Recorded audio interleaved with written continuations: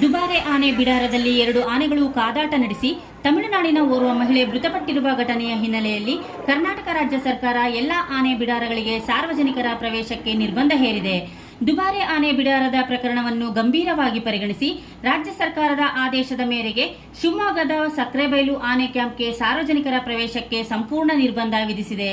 ಇದರಿಂದಾಗಿ ಮಲೆನಾಡಿಗೆ ಆಗಮಿಸುತ್ತಿದ್ದ ಪ್ರವಾಸಿಗರಿಗೆ ನಿರಾಸೆ ಉಂಟಾಗಿದ್ದು, ಮುಂದಿನ ದಿನಗಳಲ್ಲಿ ಆನೆಗಳ ವೀಕ್ಷಣೆಗಾದರೂ ಅರಣ್ಯ ಇಲಾಖೆ ಅವಕಾಶ ಮಾಡಿಕೊಡುತ್ತಾ ಎಂದು ಕಾದು ನೋಡಬೇಕಾಗಿದೆ.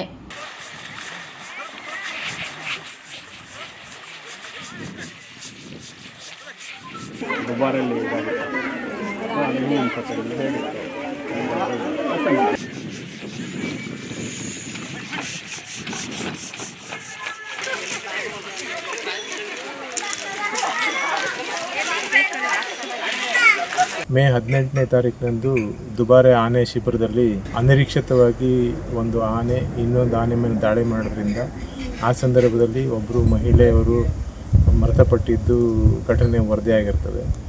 ಸೊ ಆ ನಿಟ್ಟಿನಲ್ಲಿ ಆ ಒಂದು ಘಟನೆ ನಂತರ ಮಾನ್ಯ ಅರಣ್ಯ ಸಚಿವರು ಆನೆ ಶಿಬಿರಗಳಿಗೆ ಭೇಟಿ ನೀಡುವ ಒಂದು ಸಾರ್ವಜನಿಕರ ಸುರಕ್ಷತೆಯ ದೃಷ್ಟಿಯಿಂದ ಈ ಸ್ನಾನ ಮಾಡಿಸೋದನ್ನು ಬಂದ್ ಮಾಡೋದಕ್ಕೆ ಒಂದು ಸೂಚನೆ ಕೊಟ್ಟಿದ್ರು. ಅದರ ಪ್ರಕಾರ ಒಂದು ಆನೆ ಸ್ನಾನ ಮಾಡಿಸೋದನ್ನು ನಮ್ಮ ಒಂದು ಆ ಸಕ್ರೆಬೈಲು ಶಿಬಿರದಲ್ಲೂ ಸಹ ನಾವು ಸ್ಥಗಿತಗೊಳಿಸಿದ್ವಿ. ನಂತರದಲ್ಲಿ ದೂರದಿಂದ ನೋಡೋದಕ್ಕೆ ಅವಕಾಶ ಮಾಡಿಕೊಟ್ಟಿರ್ತದೆ. ಆದರೆ ನಂತರದಲ್ಲಿ